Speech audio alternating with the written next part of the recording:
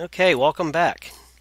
This is part two, and as I said, we are going to tackle the tile entity in this section. It's not complicated, as I've stated in the first one. All we're doing is recreating the actual furnace.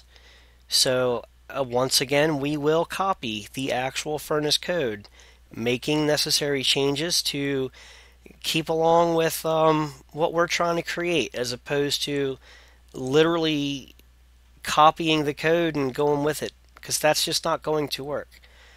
You want to go ahead and make sure that what you're copying, you need to rename and redirect some things, and you're going to also want to pay attention to the red error underline and see what they are for.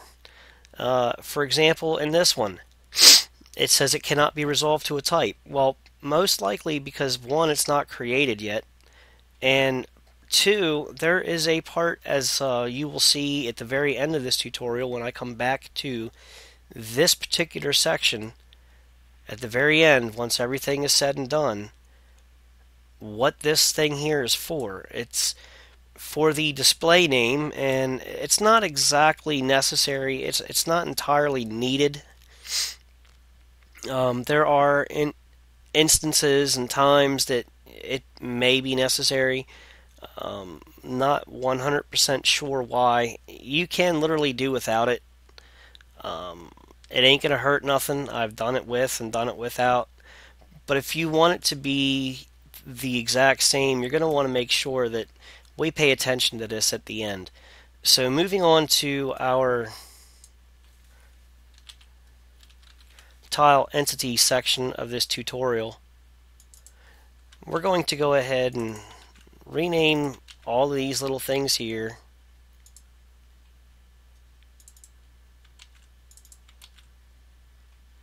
to ours so that we can reference the correct tile entity and not have much of an issue with things. That way when we come back to this, we know exactly what tile entity smoker is. It's the reference to our tile entity, and if you created things, you understand most likely what I'm saying. So we're going to go ahead and create the class, our tile entity. Just go ahead, once you've clicked on that, as you can see, it names it up here if you've worked with Eclipse before. And we're going to go over here and we're going to copy the entire class. As I've said many times, the vanilla source code is there for you to use. You're recreating essentially the same thing. It's in the game. Use the source code. It will help you, and it will also help you keep from having to ask the same question that probably 50 other people have asked on my thread. And some of you, I guess for some reason, if you would scroll back and read back a few pages, your answer was most likely, or your question was most likely already asked. The answer was given, and you're just basically asking me to repeat myself time and time again, or others that have also contributed in helping. Just pay attention to what you're doing, and pay attention to the instructions on the main post in the thread. I've said it there. I've said it time and time again throughout the thread. Use the vanilla source code. It's there for you. You're creating the same thing in the game. I know I'm beating a dead horse here by saying it again and again, but as I said, I will repeat that many times because it just doesn't seem to get across when I say it on the forum. Use that code. You're doing the same thing. So use it. So what we're going to do here is delete some of these imports, obviously. We want to delete this one for the block furnace because we're not using block furnace. We want to delete the furnace recipes because we're going to use our own recipes. And that should be about it. There is no other basic furnace references. We can rename this to our tile entity, and as you can see, it extends tile entity, and implements the I-sided inventory. Previous to 1.6, you could use, there was two implementations. One of them would have been showing that they were being redacted, and no longer going to be used at some point, while they are no longer used now. And previous to 1.5, you would have needed two of them here, and I do not recall what the other one was, but it was there.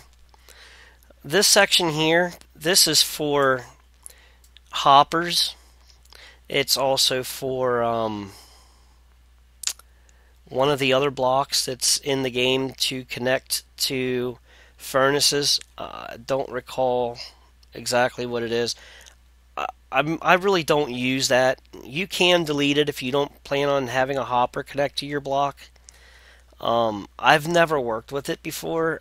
I've deleted it probably many times, but I will leave it here just so you guys can see what it is, and possibly go ahead and use that later. You may or may not want to. It's up to you. But as I said, you can delete that, and there will be some errors that you will receive, as you see down here. Get accessible slots from the side. That whole thing can actually be commented out. We don't need it. Okay? It's up to you. It doesn't much matter to me if you want to or not. I don't plan on, if you have issues, I'm not going to help you with those, because when I make a furnace, my furnace isn't going to be designed for use with hoppers. I have other specific needs for my furnaces when I make them. I haven't had to use one in a mod in a while because I don't have much time for modding, and I have one mod that I'm actually working on that is the only one that I really have any kind of time for at all. As you can see, everything in here is needed. Much like the block class, I just went ahead and left the basic references. The furnace item stacks, as you can see, is up here. The private item stack, the furnace burn time, current item burn time. These are all things that you're going to need for the basic inventory.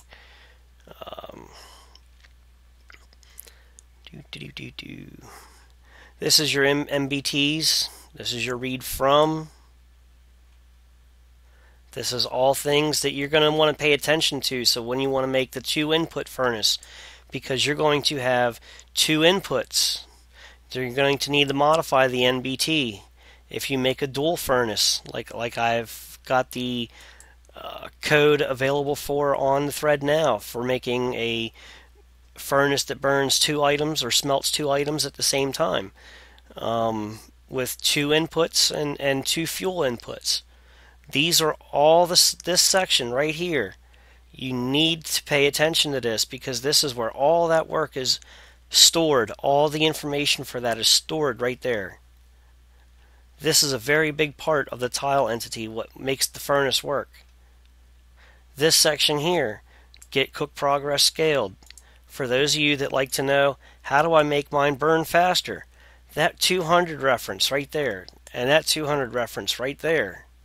Those are necessary. If you change one of those, you need to change them all, and there are 3 of them.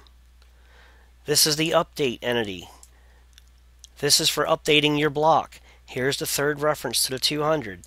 If you change this to 400, the other ones must be changed, or changing it will not work. One will nullify the other, and it will go back to 200. Here's your first red underline. We deleted that import. Why? Because we are not using the block furnace. We are using ours. So you need to check your block for the update furnace block state. That has to be done, and that has to be changed, or you will not get those active particle flames on your block.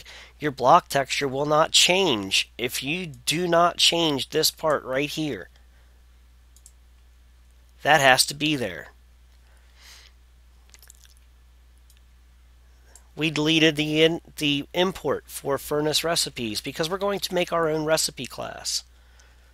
So you're going to want to go ahead and change that to yours. It's underlined because we haven't created it yet. There's 2 references to that class. So you need to change them both. And you can make your own recipe class to make your own smelt, or use your own this and that, whatever you want to. If you want to smelt brick blocks into a fish, that's where it's done.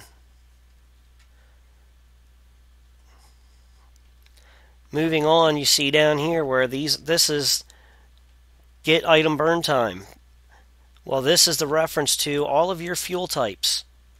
When you make your furnace work faster, if you want to make it a little more realistic, you're going to want to lower the rate of speed for all of this, because if it's burning faster, this stuff's going to burn faster. So it's going to burn a lot quicker. You're going to want to reduce that amount.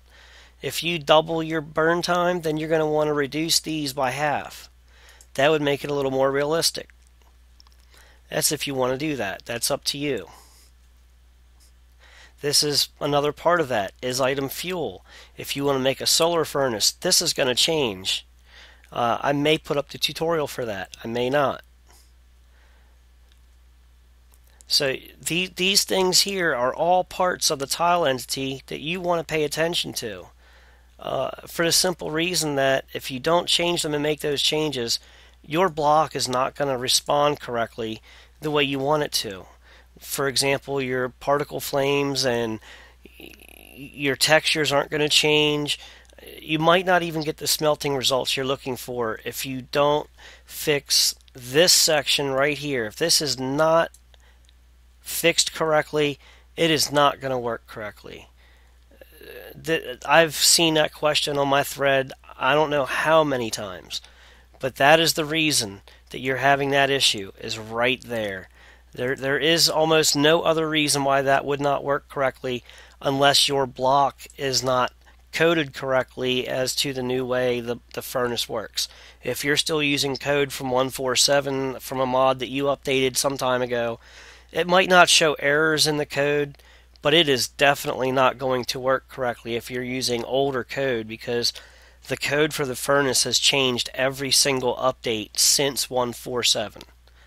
That is a given fact. I know this because I have created the furnace for every single update since 1.4.7, and the code has changed every single update. So you need to pay attention to what you're doing and revert back to the vanilla source code.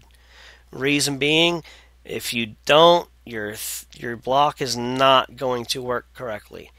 So with those changes, and you now have the basic tile entity for a basic furnace, and that concludes part 2. Those are the only necessary changes that you need to make for the basic furnace. I'm not going over how to do this and how to do that. That will be in another tutorial. This one, like I said, is for basic furnace. Okay, thanks for watching.